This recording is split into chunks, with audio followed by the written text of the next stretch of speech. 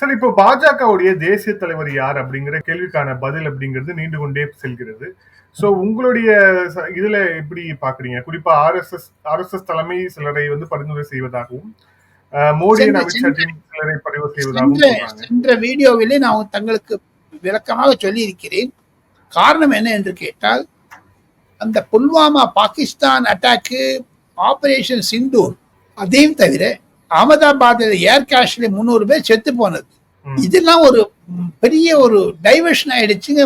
பிஜேபியினுடைய உள்ள இருக்கக்கூடிய கட்சி விஷயத்தெல்லாம் புரிஞ்சுக்கிறது போடுறது. ஒரு 10 நாள் மத்திய அரசாங்கமே ஸ்தம்பித்தது காரணம் கான்சன்ட்ரேஷன் முழுக்கணும் அந்த ஏர் கிராஷ்லயும் புல்வாமால தான் இருந்தது.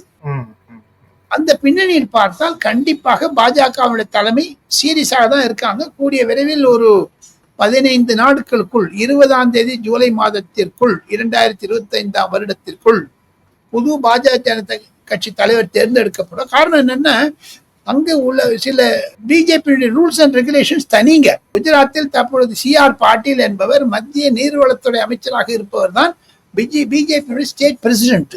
அவர் வந்து ராஜினாமா செய்வாரா, வச்சுப்பாங்களா, மாற்றாங்களா எல்லாம் தெரியாது.